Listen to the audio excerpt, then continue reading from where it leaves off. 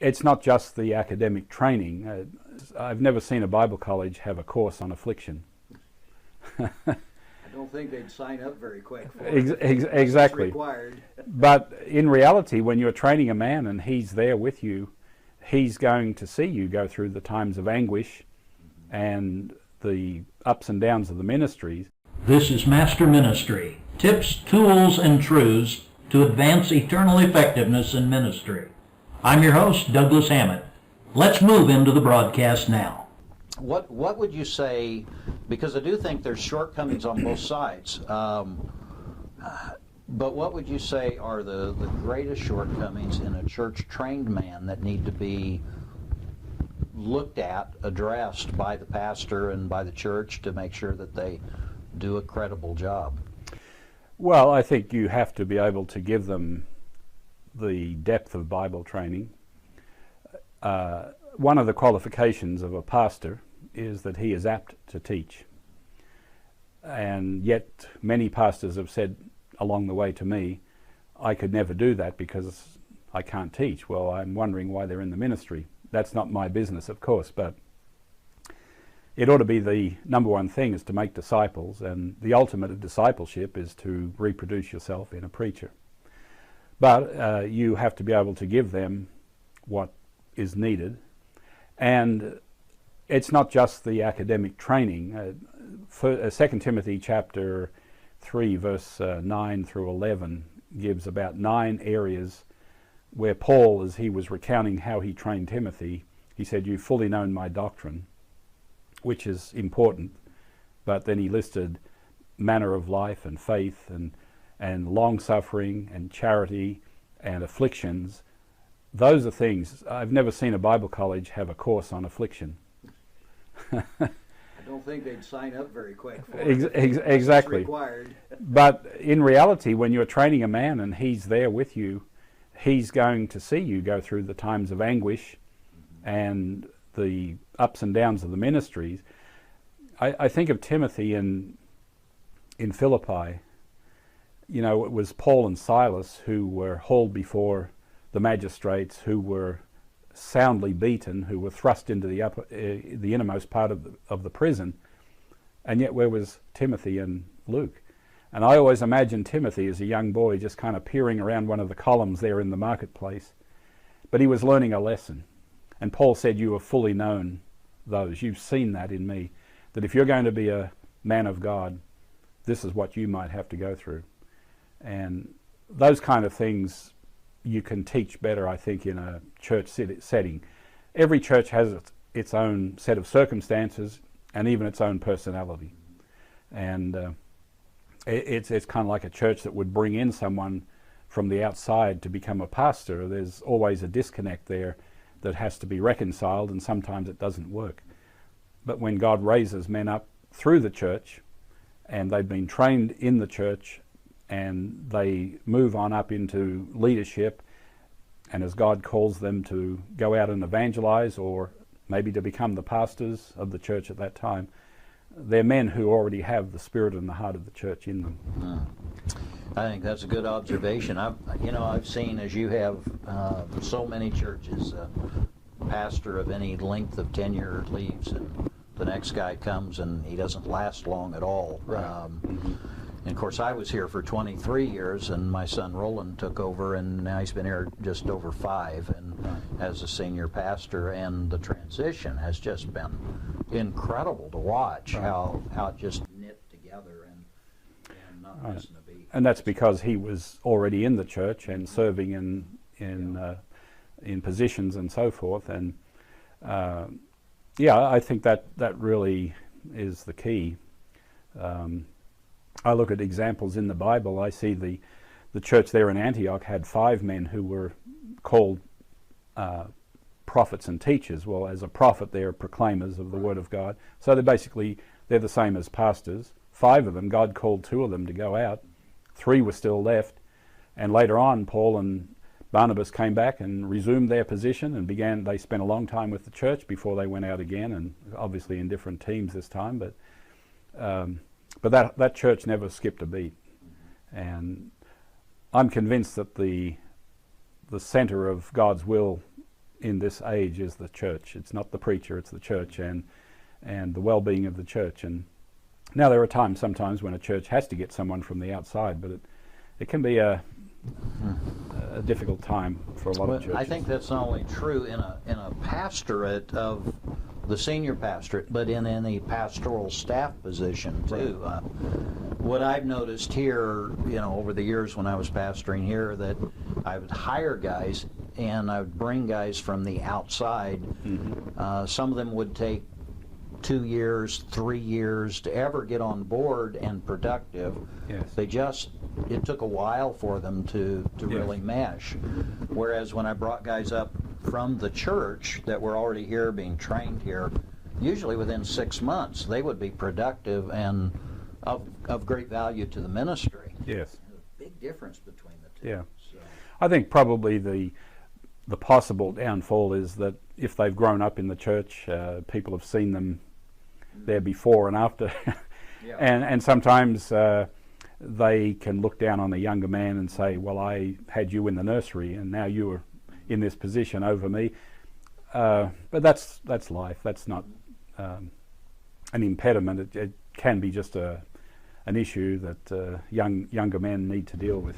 Yeah, I think it can be sometimes a challenge, and I think the younger guy sees it as a challenge, but I wonder if sometimes God, now I'm older, okay, so Yeah. I wonder if sometimes God doesn't use that to keep a man a little more humble, to remember his beginnings and to Yes. say, okay, I need to depend on God and remember the exhortation Paul gave to Timothy, let no man despise thy youth. In Right. other words, stand up and preach the truth. The truth's the truth, no matter Yeah. what age the preacher. Right, and if the church is sound, then they're going to respect preaching Exactly. and accept that. So And I think they'll respect the office too. Yes. I think it makes a big difference. now one thing that really helps, and I've found this with our church, is we would always give those that were our preachers in training a lot of opportunities to preach, which takes a bit for you to step down and say, here's my pulpit.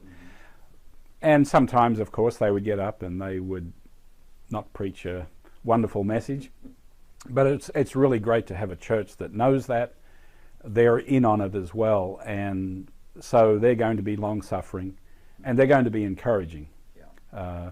And I've had people in the church come and they say, well, I'm with so-and-so who's working in a rest home ministry or another ministry, and it's not on a Sunday or at another time, and they've said, we've really seen them grow.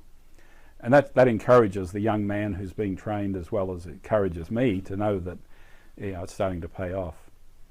And a church that's in on the program is very important. Yeah.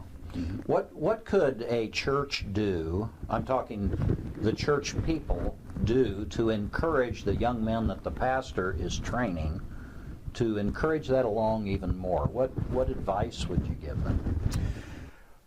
Well, prayer, first of all, is very important.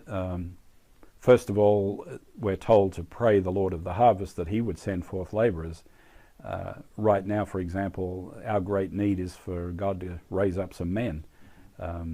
We go through phases in our church. The size it is, we at times have had a good number of young men who have indicated they want to be trained. They've said that they've been called to preach, and then you go through times where you wonder if the well's dry. So praying that is a constant thing. That's part of the mission of the church. Other than that, when there are young men being trained, definitely to pray for them.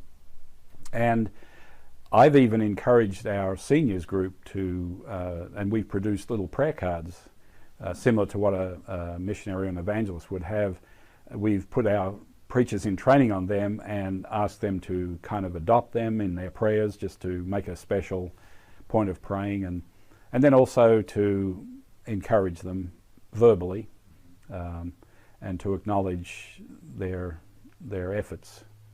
Not to build them up and give them a big head necessarily, but I think just having the church in on the whole concept, which sometimes needs to be taught, because in our church we have a somewhat transient population. We have a military church, and so we're always getting new people, and a lot of times they come where the tradition is go to Bible college. So it's all new to them as well. So we're constantly teaching God's plan as we see it and trying to get them to agree with that. I could see that as certainly there's some negatives to it, but I could see some pros to it because it kind of keeps your feet to the fire to remember I've got to keep training these people Exactly. to understand where we need to be. But that repetition is very helpful Yeah. for all the people at the same time. Yes, So, yeah. yeah. And I think we find ourselves, all through the year, we're talking about these things as well as other areas that are all related to getting the gospel out. And we'll go through that here shortly because we're planning on bringing another man on staff as he gets out of the military, and we're going to have to tell our church that this is another mouth to feed, but we don't anticipate that these guys are all going to be sitting in offices in Oak Harbor. They will be there to get some experience after they've gone through our Bible Institute. They've been trained and they've been serving, but now they're going to go full time.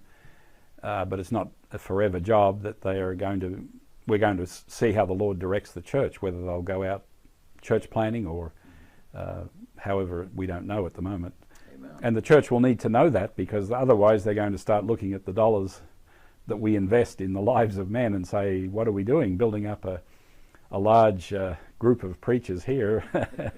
And that's not the point. So. Exactly, Mm-hmm. exactly. In training men, and I'm thinking now more about the curriculum, the teaching, training. What areas do you see as critical, as important to address?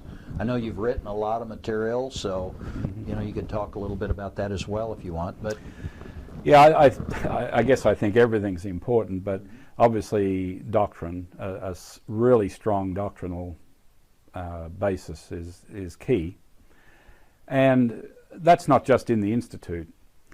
One of the things I've found, somewhat to do with my age, is the blank looks I get, not just in training men, but even in teaching and preaching on a regular Sunday. For example, if I'll use examples, illustrations from the Second World War, the young generation knows very little about history. So I find that interesting. But what has been actually heartwarming is when I've taught on, say, the doctrine of the church, and I always bring up the universal church theory, I get looks like, what is that? We've never heard of that. Now that's a generation that's already been in the church, and they've never heard that false teaching. So to teach it is kind of weird to them. Whereas when I was growing up, that was the battle. Right. And that was where you were having the point of contention. So it's interesting to see where the winds of doctrine blow. And you've got to be always covering the bases. But what I want is men who not only know what they believe, but why they believe it. And to be able to give an answer, not to say, well, that's what my pastor believed, or that's what I was told, but rather this is what I believe. So doctrine is important. I really think history is absolutely important, because a lot of our Baptist churches now are being watered down into Protestant lookalikes, and mainly that comes through losing our doctrinal distinctive and our historical heritage. And that's going to be the ruination of churches, because once you go down that path, you might as well just join them, because you're no different. So I think those areas, but also to be mighty in the Scriptures, to be able to study the Bible, break down the Bible, get meat out of the Bible to feed others. It's really just everything. Yeah, everything. You're right. Yeah, it really is. We don't have a class on typing and clerical work, I guess you could say. I mean, that's important and has a place. I think, we have a young man who's been on staff now for 1 year, and he's sitting in the secretary's desk doing all the bookkeeping, doing all of the day-to-day work that a normal church secretary would do, but it's really part of his training, because he's learning how the church functions on a day-to-day basis. He won't be there forever. And I'm sure people who answer or call in and get a male voice answering wonder, what is this? But it is by design. I remember talking to a president of a college. He and I were having a discussion, and a disagreeing discussion. Yeah. His view was that liberal arts schooling is what's needed, no doctrine at the 4-year level of training. Bible college, they called their school. It wasn't a Bible college because he had gutted the Bible curriculum, and they needed to learn the Bible later when they went on to seminary.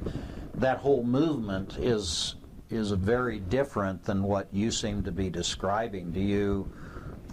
How do you view Well, but that sounds very upside down. I think we would want our young people to learn the Bible first, so that if they go off to college, even if it's a secular college, that they're going to be grounded. Otherwise, they'll be floundering. But I do think that a good education, other than Bible education, has a place. And so we sometimes encourage our young men, obviously not to go to Bible college to receive a Bible training, but they should enroll in a community college where they can be trained in skills. And college does have the disciplines of learning to study and learning to think, and there's no fear to have a critical mind when it comes to the Bible. Not a destructive criticism, but to be able to see things from a not just blind acceptance, but a critical understanding and knowing what the Scriptures teach. So I think that that's a good secondary thing, and that's what we'll often do with our young men. We'll say, well, why don't you, and they can do both at the same time many times, do some institute classes as they're going to a 2-year college or whatever. And these days, to have a trade or at least some ability to work, you might need that in the ministry. Yeah. As the days get more and more difficult. Yeah, I would agree with that. I think I've met guys who don't agree with that, but I would say it usually is good for them to get out and rub shoulders a little bit in the world. But I think you made a good distinction. They need to know the Word first, yes, before they go out into the world, and age is not the indicator of whether they know the Word necessarily. No, exactly. So, yeah, I think sometimes Bible college can be, we're giving them a form of sound doctrine, which yes, they learn, yes, and now they're adopting what we've taught them, but we also need to be working towards the level of them working through that so they own it, and it's not just what they've been taught. exactly. And if they can grasp that, they can handle clear thinking with the world Exactly. and everything else, and it's not going to turn them topsy-turvy, and might actually help them, Right. and give them opportunity to be witnesses in the world. So Yeah, I do think that in our country, for example, but probably most countries in the world, you need to be an educated preacher. Having a second-grade education is nothing to boast about. Maybe in days gone by, a preacher could get away with it, I don't know. But, people will respect a preacher who they can sense that he knows not just what the Bible says, but he's able to present it not in a sensational way necessarily, but a proper way. So I think that's important. Thanks for listening. You know your ministry does not have to stagnate or die. If you want to get out of the box and into the book, get some help right now. Give me a shout at pdhammett@gmail.com. We'll discuss what you need and recommend a course of action. Get in touch with me. You can also find tips, tools, and truths to advance eternal effectiveness in ministry and make an eternal impact at masterministry.com. Thanks for listening. Now let's go make a difference.